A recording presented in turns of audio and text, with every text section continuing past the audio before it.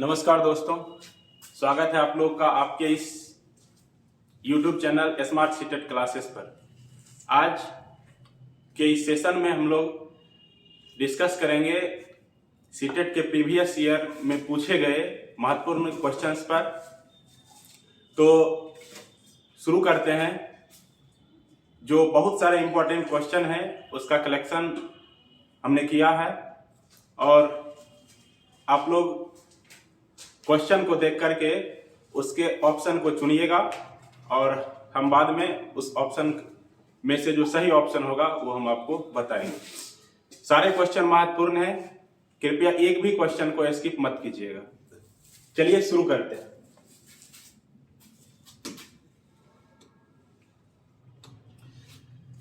चलिए, हमारा पहला क्वेश्चन स्क्रीन पर है। निम्नलिखितेषु अष्टमी कक्षाया पर्यंतम, निम्नलिखितेषु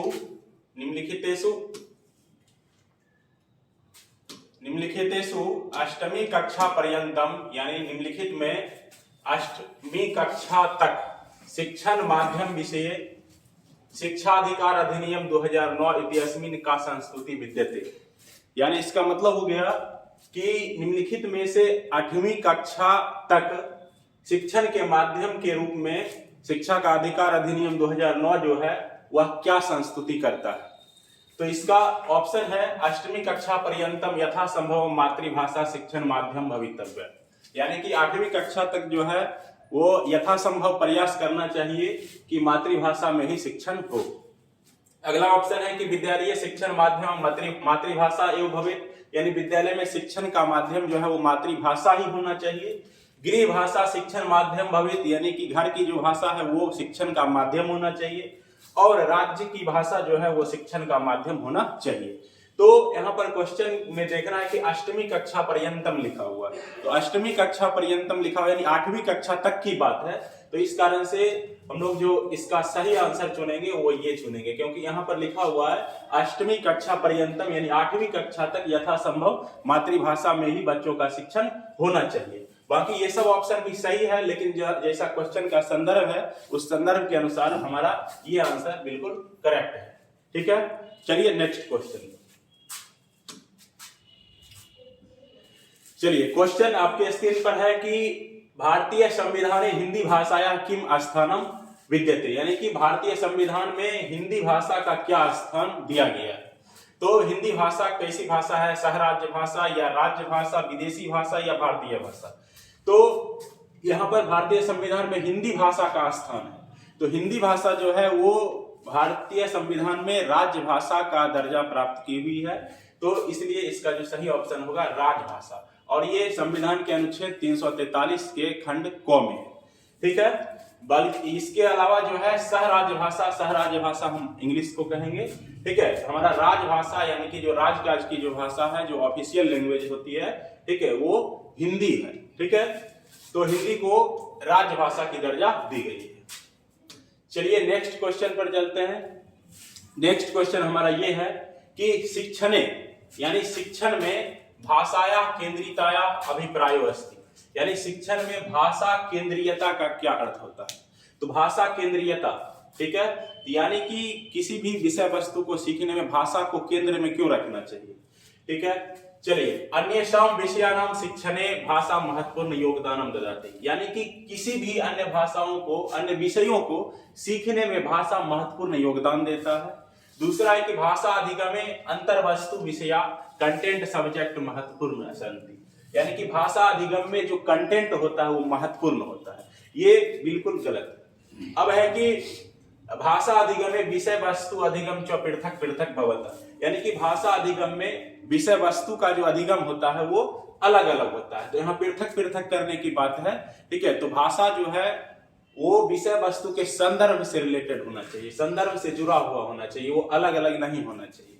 अगला है कि अंतर वस्तु विषयस्य अध्यापकाय भाषाम प्रति अवधानम न आवश्यक, यानी कि अंतर वस्तु यानी जो कंटेंट होता है, तो कंटेंट का जो विषय है वो भाषा के प्रति जो है अवधान के लिए आवश्यक नहीं होता है, यानी कि कंटेंट जो है वो भाषा सिखाने में जरूरी नहीं होता। तो ये भी जो है अनुचित है। जो सबसे सही है भाषा केंद्रीयता का जो अर्थ होना चाहिए वो होना चाहिए कि अन्य यानी किसी भी विषयों को सिखाने के लिए, शिक्षण के लिए जो भाषा होता है वो महत्वपूर्ण योगदान देता है। चलिए नेक्स्ट क्वेश्चन है कि कविता पठयन अध्यापक निम्नलिखित ध्यानम प्रयच्छेद। ठीक है, यानी कि कविता को पढ़ा करके अध्यापक निम्नलिखित में से किस पर ध्यान दिलवाते हैं। ठीक है, तो कविताया रस स्वादने मूल्यांकने चो, यानी कि कविता का रस स्वादन और मूल्यांकन करने में, और शब्दावल्याम शब्दकोश परामर्शे चो, यानी कि शब्दावली और शब्दकोश परामर्श में व्याकरण के नियमों और व्याकरण का नियम सिखाने और प्रयोग करने में, और लेखन के विकास में। तो जो कविता को पढ़ाने का जो मुख्य उद्देश्य जो होता है वो है कविता का रस स्वादन और मूल्यांकन, यानी कविता का जो प्रयोजन होता है, कविता का जो उद्देश्य होता है पाठ में, वो होता है रस स्वादन के लिए, आनंद की अनुभूति के लिए, ठीक है, समीक्षा करने के लिए ये दिया जाता है। तो सही ऑप्शन हो जाएगा कविता रस स्वादने मूल्यांकने चो। ठीक है, चलिए नेक्स्ट क्वेश्चन है, यह है नेक्स्ट क्वेश्चन। तो क्वेश्चन पढ़िए कि परिच्छेद लेखने, निबंध लेखने व छात्रा विभिन्नासु अवस्थासु गच्छन्ति, यानी परिच्छेद लेखने में या फिर निबंध को लिखने में जो छात्र होते हैं वो विभिन्न अवस्थाओं से गुजरते हैं। ठीक है, यासु ते विचारान संकलयन्ति रूपरेखा निर्मान्ति, यानी कि विचारों का पहले संकलन करते हैं और उसके बाद क्या करते हैं कि रूपरेखा का निर्माण करते हैं, यानी ड्राफ्टिंग करते हैं, लेखन की प्रक्रिया की बात।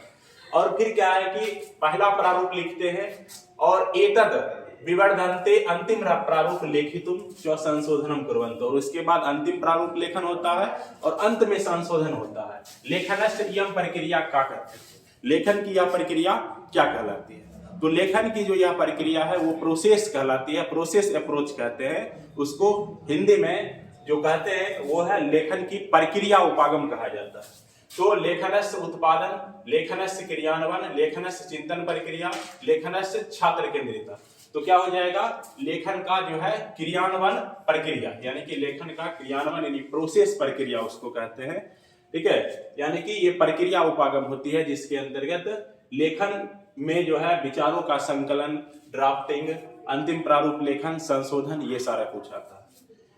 चलिए नेक्स्ट क्वेश्चन है कि केषाचित् भाषा शास्त्रिणां मतानुसारम कथमम कथनम सत्यम अस्ति, यानी कि किसी भाषा शास्त्रियों के जो अनुसार जो है निम्नलिखित में से कौन सा कथन सत्य है।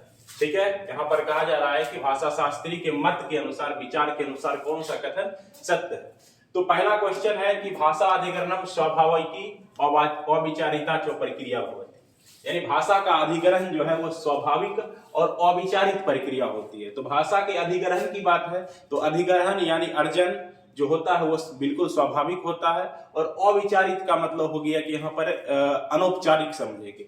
तो भाषा का यहाँ अधिग्रहण करना है तो अधिग्रहण अनौपचारिक ही होता है। ये भाषा को जो हम सीखते हैं, अधिग्रहण करते हैं परिवार में, वहाँ कोई औपचारिकता नहीं होती है। ठीक है, वहाँ पर एकदम स्वतंत्रता पूर्वक और बिना प्रयास के हम भाषा को ग्रहण करते हैं। तो ये ऑप्शन ही सही है कि भाषा अधिग्रहण जो होता है वो स्वाभाविक होता है और अविचारित प्रक्रिया होता है, यानी अनौपचारिक प्रक्रिया होती है। ठीक है, चलिए उसके बाद अगला है कि भाषा अधिगम स्वप्रयास विचारित भवति, और फिर है कि भाषा अधिगम स्वाभाविकी और विचारिता च प्रक्रिया भवति, भाषा अधिग्रहणम स्वाभाविकम और विचारितम च भवति। तो जो सही यानी क्वेश्चन के अनुसार जो संगत विकल्प है इसका वो यही है कि भाषा अधिग्रहण स्वाभाविकी होती है और अनौपचारिक प्रक्रिया होती है। चलिए नेक्स्ट क्वेश्चन है कि काचित अध्यापिका यानी कोई अध्यापिका भाषण क्रियार्थ यानी कि भाषण क्रियार्थ यानी कि बोलने की क्रिया के लिए भोजनालय से व्यंजन सूची पुस्तिकाया प्रयोगम करो, यानी कि बोलने की प्रक्रिया के लिए वो भोजनालय के व्यंजन सूची पुस्तिका, व्यंजन सूची यानी जो मेन्यू कार्ड होता है तो उसका प्रयोग करती है। सात चतुर्नाम विद्यार्थीनाम समूहान निर्माय, वह 4 विद्यार्थियों के समूह का निर्माण करके, ठीक है, समूह बनाती है 4 विद्यार्थियों का, और प्रत्येक समूह को 5 10 शत मूल्यमितम यानी 1500 रुपया जो है भोजन परियेषितुम आदिशम दातुम करते थे, यानी कि 1500 रुपया जो है भोजन लाने के लिए है ना देती है कि भोजन लेकर के आओ। तस्या प्रयोजनम छात्रान भाषा योग्यता, और उसका प्रयोजन है, उसका उद्देश्य ये है कि छात्रों में भाषा योग्यता, संवाद योग्यता और साथ ही साथ शिक्षण यानी कि भाषा सिखाना, भाषा में संवाद करने की और भाषा की योग्यता को बढ़ाना जो है उसका उद्देश्य है। अत्र भोजनालय से व्यंजन सूची पुस्तिका किम करते थे, तो यहाँ पर जो व्यंजन पुस्तिका जो लाई गई है भाषा के प्रयोग में, तो वो क्या कहलाती है, तो भाषा शिक्षण सामग्री कहलाती है, या मुद्रित पत्र है, या कार्य निर्वाहक साधनम और शिक्षणाय अनधिकृत सामग्री। तो भाषा को सिखाने के लिए जिस सामग्री का प्रयोग किया जाता है उसे कहा जाता है भाषा शिक्षण सामग्री। तो हमारा राइट आंसर हो जाएगा भाषा शिक्षण सामग्री यानी ये, ठीक है, तो भाषा शिक्षण सामग्री सही है। चलिए नेक्स्ट क्वेश्चन है।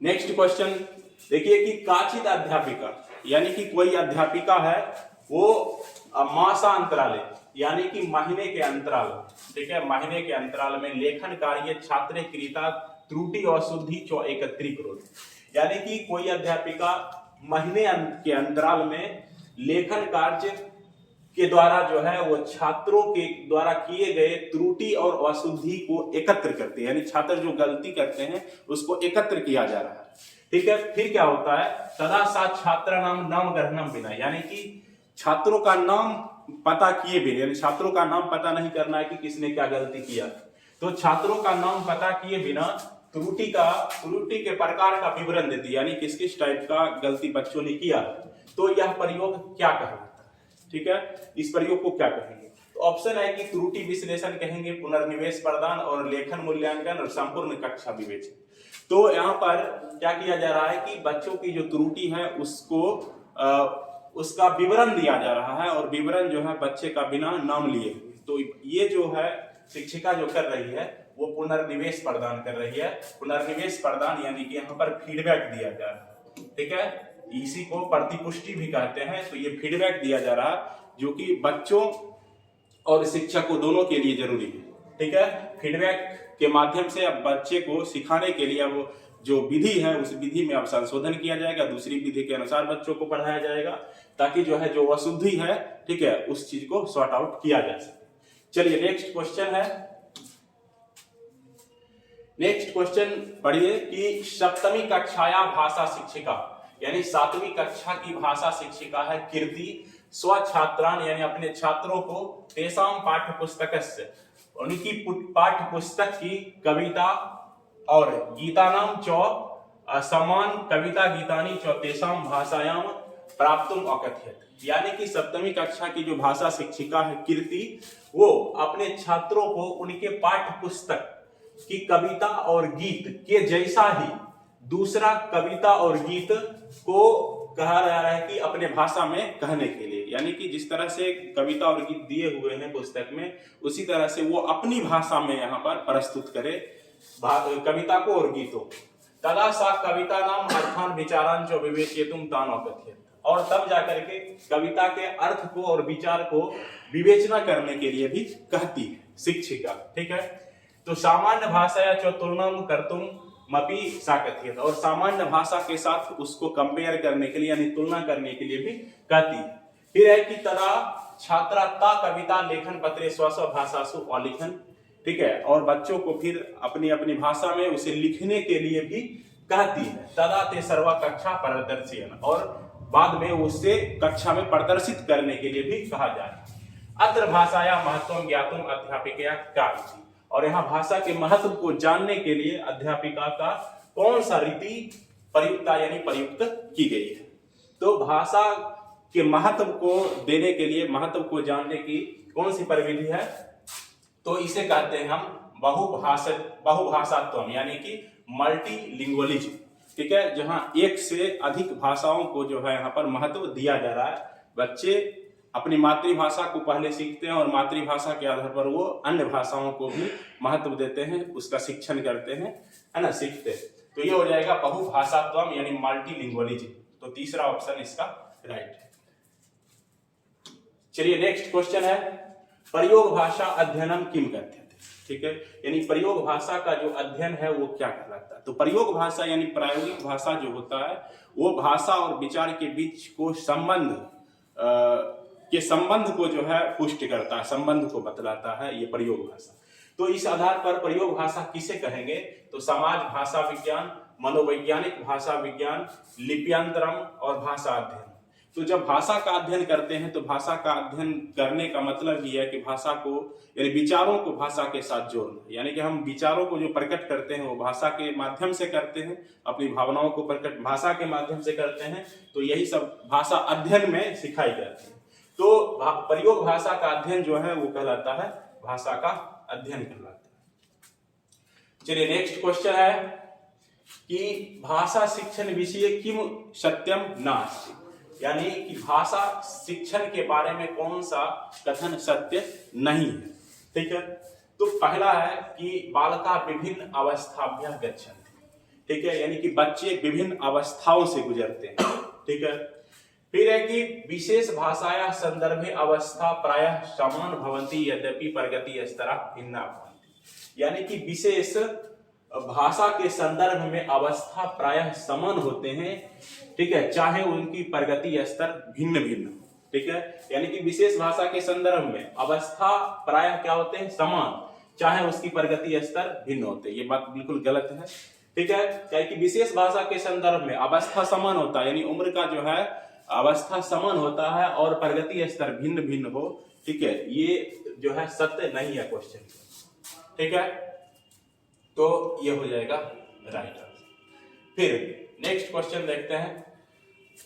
नेक्स्ट क्वेश्चन है कि व्याकरणस्य प्रभावी अध्यापन अधिगम विषय किम कथनम सत्यम, यानी व्याकरण के प्रभावी अध्यापन यानी व्याकरण को अच्छे ढंग से पढ़ाने के लिए कौन सा कथन सत्य है।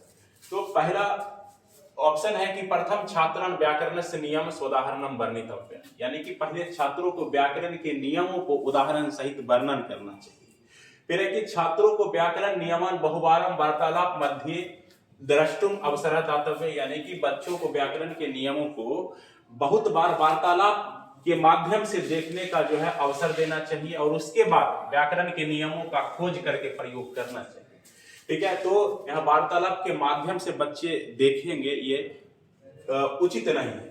छात्रे पाठ्य पुस्तके व्याकरणम प्रयोगानाम निरंतरम अभ्यास करनी है, तत्पश्चात व्याकरणस्य नियमानाम शिक्षकेन व्याख्या करनी है, यानी कि छात्र जो है पाठ्य पुस्तक के व्याकरण प्रयोग को निरंतर अभ्यास करते रहे। तो व्याकरण के नियम को अभ्यास करने की कोई जरूरत नहीं, व्याकरण संदर्भ के अनुसार होना चाहिए, ये सही रहेगा। तो ये गलत है।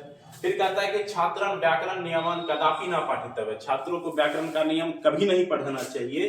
ठीक है, और कह रहा है कि क्योंकि छात्र व्याकरण के नियम को खुद ही सीख जाते हैं, ये बिल्कुल गलत है। ठीक है, तो ये तो हम गलत करेंगे, ये भी गलत है। ठीक है, और वार्तालाप के माध्यम से भी नहीं होना चाहिए। ठीक है, तो होना क्या है, किसे चाहिए, तो सबसे पहले छात्रों को व्याकरण का नियम जो है उदाहरण पूर्वक वर्णन करना चाहिए। पहले उदाहरण दिया जाएगा और उस उदाहरण को हम नियम पर लाएंगे, जिसे आगमन विधि भी कहते हैं। तो व्याकरण जो है व्याकरण को पढ़ाने की जो सुसंगत विधि है वो है आगमनात्मक विधि। तो वो पहला है। ठीक है, नेक्स्ट क्वेश्चन देखिए कि आदर्श भाषा पाठ्यक्रम में निम्नलिखित भवन्ति।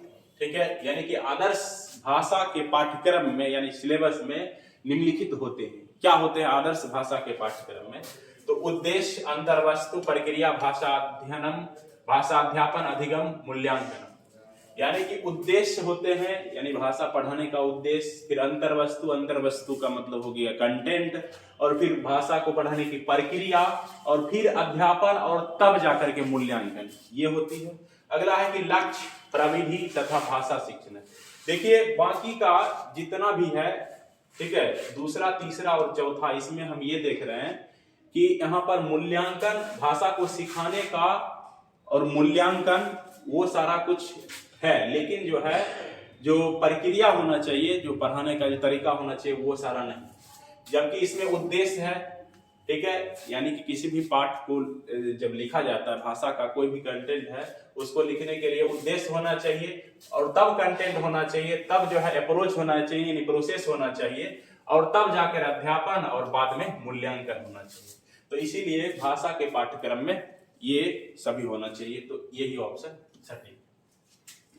चलिए नेक्स्ट क्वेश्चन है कि काचित अध्यापिका, यानी कि कोई अध्यापिका जो है वो छात्रा यानी छात्रों को युग्मेषु परिच्छेदात वाक्यांतराणि वारकर्मात् पाठितुम कहती है। यानी कि युग्म में, ठीक है, परिच्छेद से वाक्य को पढ़ने के लिए कहती है, पठितुम कहती है, यानी पढ़ने के लिए कहती है। यानी कोई परिच्छेद है, अनुच्छेद टाइप का है, एक छोटा सा अनुच्छेद जो होता है वो परिच्छेद कहलाता है। तो उससे कहता है कि, उसे कह रही है कि वाक्यों को एकदम क्रम से पढ़िए, ठीक है, पढ़ने के लिए कहती है। एका छात्र वाक्यानि लिखति, एक छात्र वाक्य को लिखता है, तस्य सहभागी, और उसका सहपाठी क्या करता है, पढ़ता है, चौपठति, यानी उसका सहपाठी पढ़ रहा है। तदा सा लिखितानि वाक्यानि मुद्रिते वाक्य सम्मेलितुम कथ्यते, और तब जाकर के वह शिक्षिका जो है लिखे गए वाक्य को मुद्रित वाक्य के साथ मेल करने के लिए कहती है। ऐसा क्रिया क्या करते थे, और इस तरह की क्रिया क्या कहलाती है। तो यहाँ क्या है कि अन्यो अन्य श्रुत लेते, यानी कि अन्य के द्वारा अन्य को सुनकर लिखना, ठीक है। क्या है कि अन्यो अन्य, यानी कि दूसरे किसी चीज को जो हम लिख रहे हैं दूसरों से सुन करके जो लिखते हैं उसी को कहा जाता है अन्यो अन्य श्रुत लेखना। तो यहाँ पर यही तो बात है, यहाँ पर शिक्षिका ऐसा कह रही है कि उसका जो सहभागी है, यानी कि जो उसका जो ग्रुप का जो उसका सहपाठी है वो क्या कर रहा है, ठीक है, वो पढ़ता है, ठीक है, और वो लिखता है, और ये क्या कर रहा है, पढ़ रहा है, ठीक है। तो ये क्या हो जाएगा, अन्यो अन्य श्रुत लेखना, यानी कि दूसरों से सुन करके लिखना। तो यही हो जाएगा ऑप्शन। चलिए नेक्स्ट क्वेश्चन है पठनम अस्ति, यानी पढ़ना जो है वो होता है। पठन किसको कहते हैं, तो वर्णानाम शब्दानाम च उद्वाचनम, यानी कि वर्णों और शब्दों का उद्वाचन करना, डिकोडिंग करना, और दत्त पाठस्य अर्थग्रहणम, दिए गए पाठ का अर्थ ग्रहण करना। तो बस यही हो गया, ठीक है। जो पढ़ना होता है, पढ़ने का मतलब हो गया अर्थ का अवबोधन करना, यानी कि अर्थ को समझना। तो दिए गए पाठ के अर्थ को ग्रहण करना, अर्थ को अवबोधन करना, अर्थ का जो अंडरस्टैंडिंग होता है, यही पढ़ने का उद्देश्य होता है। पढ़ने के अंतर्गत यानी पढ़ने में जो समझ होनी चाहिए वो भी इंक्लूड होता है। तो इसीलिए सही आंसर हो जाएगा 2, यानी दिए गए पाठ का अर्थ ग्रहण। चलिए नेक्स्ट क्वेश्चन पर चलते हैं। चलिए आप लोग हमसे जुड़े रहने के लिए, हमारे YouTube चैनल से जुड़े रहने के लिए हमारा स्मार्ट सीटेड क्लासेस का जो YouTube चैनल है इसे सब्सक्राइब करें, लाइक करें, और वीडियो कैसा लग रहा है इसके बारे में आप कमेंट करें। वीडियो को अधिक से अधिक शेयर करें ताकि जिन्हें ये वीडियो नहीं पहुंचा है उन्हें भी ये वीडियो प्राप्त हो जाए, ताकि वो भी इससे फायदा उठा सके। चलिए हमारा नेक्स्ट क्वेश्चन जो है, फिर से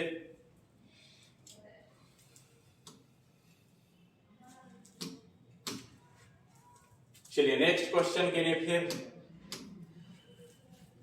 हाँ, भाषा अधिग्रहण निम्नलिखित संदर्भ में भवति, यानी भाषा का जो अधिग्रहण होता है वो निम्नलिखित संदर्भ में होता है। यानी भाषा के अधिग्रहण के बारे में, बिल्कुल आसान क्वेश्चन है। तो अधिग्रहण के बारे में कौन सा बात सही है, किस संदर्भ में अधिग्रहण होता है। तो अधिग्रहण के बारे में हम जान रहे हैं कि भाषा का जो अधिग्रहण होता है वो मातृभाषा का अधिग्रहण होता है, यानी जो अनौपचारिक माहौल में हो, बिना प्रयास किए हुए हो, ठीक है, एकदम नैसर्गिक माहौल में हो, तो वही होता है भाषा का अधिग्रहण।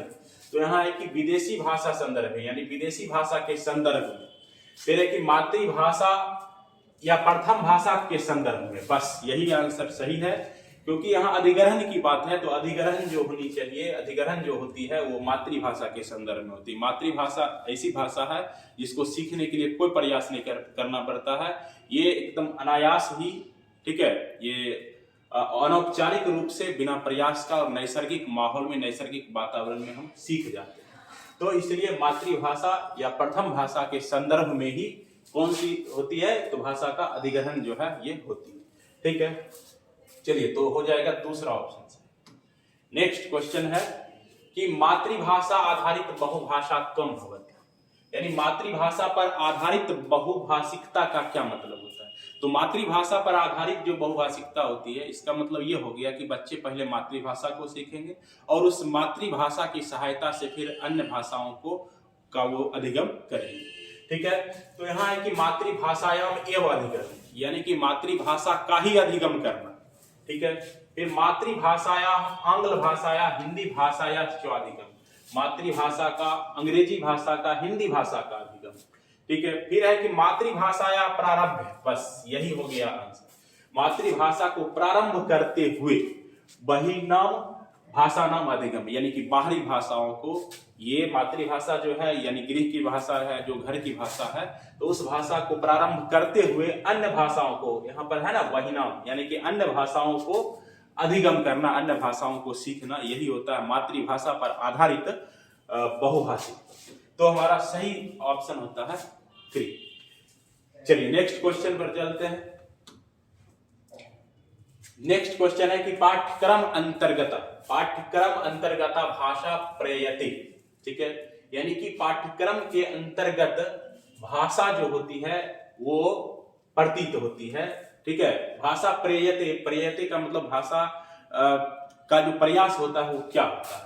शब्दावली विषय वस्तु जो सहैव शिक्षितुम, यानी कि शब्दावली और विषय वस्तु यानी जो कंटेंट है उसको एक साथ सिखाने के लिए, भाषा विषय वस्तु जो परस्परम योजयितुम, यानी कि भाषा और विषय वस्तु को एक साथ जोड़ने के लिए। तो बात तो सही है। ठीक है, किसी भी पाठ्यक्रम के अंतर्गत जो भाषा ठीक है होती है उसका ये प्रयास रहता है, उसमें यह प्रयास किया जाता है कि विषय वस्तु को भाषा के साथ जोड़ करके सिखाया जाए। ठीक है, तो इसलिए सही आंसर होगा कि भाषा को जो है विषय वस्तु के साथ जोड़ करके तब शिक्षण किया जाए। चलिए नेक्स्ट क्वेश्चन है। नेक्स्ट क्वेश्चन है कि भाषा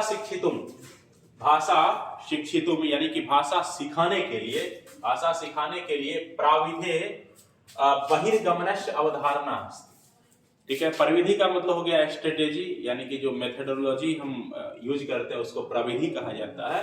तो भाषा सिखाने की प्रविधि में बहिर्गमन का क्या मतलब होता है? बहिर्गमन शब्द से तात्पर्य यहाँ है कि बहिर्गमन का मतलब हो गया बाहर जाना। बाहर जाने का मतलब हो गया कि हम जिस चीज को पढ़ा रहे हैं उस चीज में ही सीमित ना रह करके कुछ है ना अन्य संदर्भ का उदाहरण देते हुए भी हम उसमें जो है शामिल हो।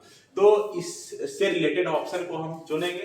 तो भाषा में अध्यापनार्थ कस्यापि विशिष्ट विधि आश्रय हम ना करना, यानी कि भाषा के अध्यापन के लिए कोई विशेष विधि जो है, ठीक है, कोई परफेक्ट जो मेथड होता है उसका ही आश्रय हम नहीं लेंगे। ठीक है, सिर्फ उसी के का सहारा नहीं लेंगे। तो बात तो सही है।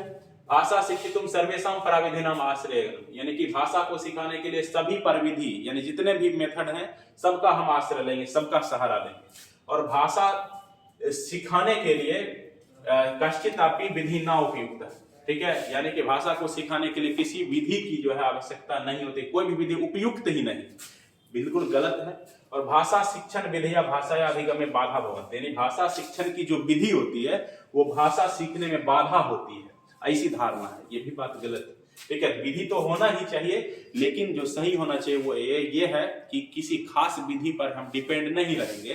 ठीक है, उससे बाहर जाकर के हम दूसरे विधि को भी ला करके भाषा को सिखा सकते हैं। तो हमारा वो ऑप्शन 1 नंबर कहता है कि भाषा अध्यापनार्थ, यानी भाषा को अध्यापन करने, भाषा को सिखाने के लिए, भाषा के अध्यापन के लिए किसी विशिष्ट विधि के आश्रय को ग्रहण नहीं करना चाहिए। तो यही है कि भाषा की प्रविधि में बहिर्गमन का मतलब। चलिए, तो 1 नंबर ऑप्शन सही।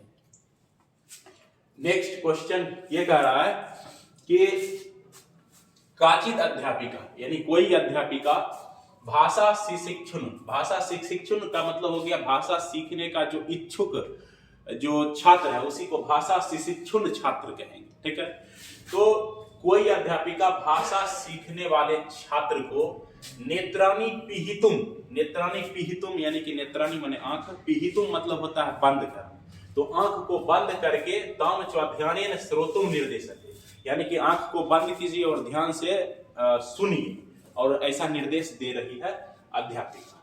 फिर क्या है कि तदा सा तान प्रति त्रीणि वाक्यानि पठति, और उसके बाद जो है उसके सामने में 3 वाक्य पढ़ती। फिर क्या होता है, प्रत्येक वाक्य द्विवारम पठ्यते, और प्रत्येक वाक्य को 2 बार पढ़ा जाता है।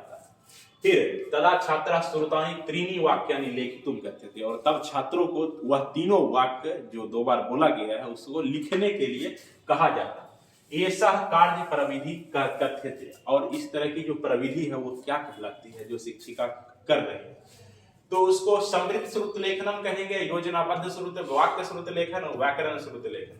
ये तो एकदम आसान है, हाँ वाक्यों को लिखने के लिए कहा जा रहा है तो ये वाक्य श्रुत लेखन हो जाएगा, बिल्कुल आसान, कहीं ज्यादा दिमाग लगाने की जरूरत नहीं है। ठीक है, तो वाक्य श्रुत लेखनम हो जाएगा, यानी कि सेंटेंस डिक्टेशन, क्योंकि यहाँ वाक्य को लिखने के लिए कहा जा रहा है। ठीक है, जो बार बार बोला जा रहा है उसको सुन करके लिखना, तो श्रुत लेख उसी को कहा जाता है। नेक्स्ट क्वेश्चन पर चलते हैं।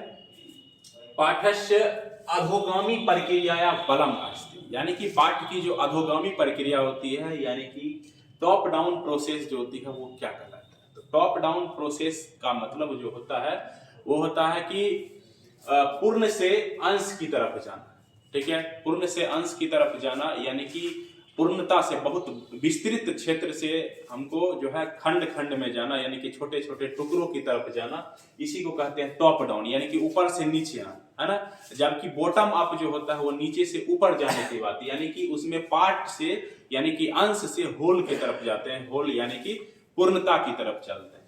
तो पाठ की जो अधोगामी प्रक्रिया है, जो टॉप डाउन प्रक्रिया है, वो जो बल देता है वो पूर्णात अंशम प्रति, यानी कि होल टू पार्ट। ठीक है, यानी कि समग्रता से, है ना, हिस्से की ओर चलते हैं इसमें। ठीक है, यानी खंडता की ओर चलते हैं, तो पूर्ण से अंश की तरफ बढ़ने की जो प्रक्रिया होती है वही है टॉप डाउन प्रोसेस। चलिए नेक्स्ट क्वेश्चन है कि भाषाया अधिगम काले शिशिक्षु भी गंतव्य, यानी कि भाषा के अधिगम काल में, भाषा को सीखने के समय शिशिक्षु यानी कि जो सीखने के इच्छुक जो छात्र हैं उन्हें जाना चाहिए। ठीक है, किधर जाना चाहिए, स्वरूपात अर्थम प्रति, यानी स्वरूप से अर्थ की ओर शिक्षार्थियों को किधर जाना चाहिए भाषा सीखते समय, स्वरूप से अर्थ की ओर, नियम से प्रयोग की ओर, वर्ण से प्रयोग की ओर, और उसके बाद है अर्थ से स्वरूप की ओर। तो भाषा सीखने में सबसे पहले हम अर्थ को जानेंगे, जब अर्थ को जानेंगे उसके बाद ही हम उसके स्वरूप को समझ पाएंगे। तो जो अर्थ है उसको पहले हम समझेंगे और उसके बाद स्वरूप को समझेंगे। तो इसमें कह रहा है कि भाषा के अधिगम में, यानी भाषा को सीखने में जो है वो शिक्षु को, यानी कि भाषा के इच्छुक जो शिक्षार्थी हैं उसको जाना चाहिए, तो अर्थ से स्वरूप की तरफ जाना चाहिए। नेक्स्ट क्वेश्चन है कि भारतवर्षे विद्यालय पाठ्यक्रम में आंग्ल भाषा अस्ति। ठीक है, यानी कि भारतवर्ष में जो है विद्यालय में के पाठ्यक्रम में अंग्रेजी भाषा जो होती है वो क्या होती है, विदेशी भाषा है या प्रथमा भाषा है, द्वितीय भाषा है, संवैधानिक भाषा है। तो ये तो है ही, लेकिन यहाँ पर जो है जो अंग्रेजी भाषा का जो दर्जा है, ठीक है, वो द्वितीय भाषा के रूप में। ठीक है, तो प्रथम भाषा जो है वो हमारी मातृभाषा है। ठीक है, तो अंग्रेजी भाषा को विद्यालय के पाठ्यक्रम में द्वितीय भाषा का दर्जा। आगे है कि संसाधन के रूप में, संसाधन रूपे बहुभाषावत्स्य अर्थो अस्ति, यानी कि संसाधन के रूप में बहुभाषात्व यानी कि बहुभाषिकता जो होता है उसका अर्थ क्या होता है। तो संसाधन के रूप में का मतलब हो गया कि भाषा को महत्व देना, मातृभाषा के साथ साथ जो है अन्य भाषाओं को भी महत्व देना। तो क्या है कि सर्वान छात्रान अधिका भाषा शिक्षितों में, यानी कि सभी छात्रों को अधिक से अधिक भाषा सिखाने के लिए शिक्षु नाम छात्रा नाम भाषा नाम विद्यालय अध्यापन अध्ययनार्थ प्रयोग, यानी कि शिक्षार्थियों को, छात्रों को भाषा का जो है विद्यालय में अध्यापन और अध्ययन के प्रयोग के लिए। तो यही आंसर होना चाहिए, काहे कि यहाँ पर ये कह रहा है कि जो शिक्षार्थी सीखने वाले जो छात्र हैं उनको भाषा का विद्यालय में अध्ययन अध्यापन में प्रयोग करने के लिए। ठीक है, यानी कि जो भी भाषा है उसको हम बिल्कुल महत्व देंगे और उसी भाषा में, जिस भाषा में हम चाहें उस भाषा में हम अधिगम कर सकते हैं। तो यही हो गया बहुभाषिकता एक संसाधन के रूप में। ठीक है। तो संसाधन का मतलब उसका प्रयोग होना चाहिए ना, तो यहाँ पर ये है कि भाषा को विद्यालय में जो है अध्ययन अध्यापन के तौर पर प्रयोग करने की जो बात है, यही जो है भाषा को संसाधन मानने के लिए जरूरी है। तो दूसरा ऑप्शन सही। नेक्स्ट क्वेश्चन है कि निरंतर मूल्यांकन अर्थव्यवस्था, यानी निरंतर मूल्यांकन का क्या अर्थ होता है। जो सतत और व्यापक मूल्यांकन में जो निरंतरता की बात होती है, निरंतर रूप से मूल्यांकन करने की बात, वो क्या है। तो निरंतर रूपेण छात्राणाम मूल्यांकनम, यानी निरंतर रूप से छात्रों का मूल्यांकन। तो ये तो वही बात हो गया, क्वेश्चन जो है वही यहाँ आ गया। प्रतिदिन छात्राणाम परीक्षा, प्रत्येक छात्र चो अभिलेख, प्रतिदिन परीक्षा है ना, ये तो ठीक नहीं है।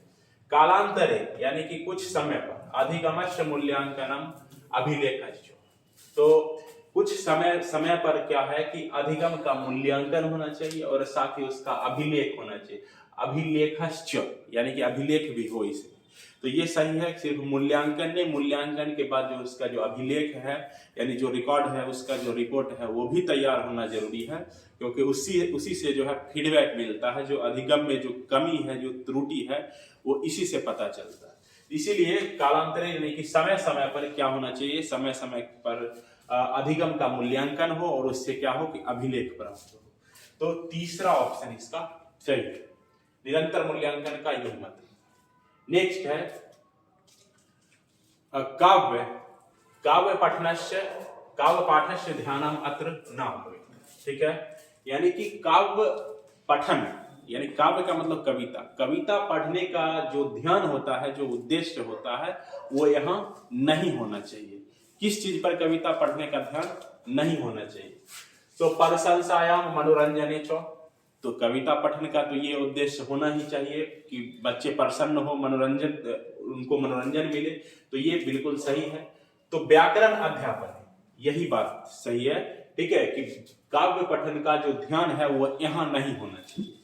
इसके अलावा काव्य साधनेषु, ठीक है, यानी कि साधन के रूप में इसको प्रयोग किया जाए, बिल्कुल सही है।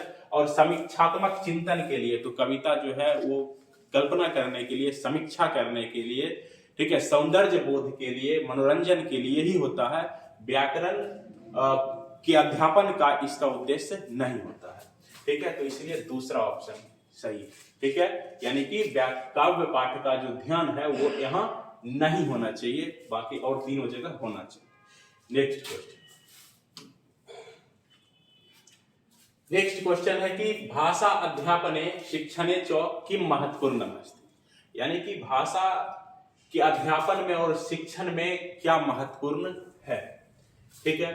तो पेन पेंसिल चमसादी उपकरणानि, यानी कि पेन पेंसिल ये सब चीज उपकरण का प्रयोग, वास्तविक जीवित जाना, यानी कि जीवित लोग का प्रयोग, वास्तविक भाषा प्रयोग, बस भाषा प्रयोग की जो बात आ रही है यही महत्वपूर्ण है भाषा को सीखने सिखाने। तो भाषा के अध्ययन अध्यापन में सबसे ज्यादा जो महत्वपूर्ण है वो भाषा का जो है प्रयोग, अलग अलग संदर्भों में जो भाषा का जो हम है ना, इसको जितना ज्यादा प्रयोग किया जाए उतना ज्यादा जो भाषा की दक्षता जो होती है वो समृद्ध, तो ये महत्वपूर्ण चीज है। तो भाषा का वास्तविक प्रयोग।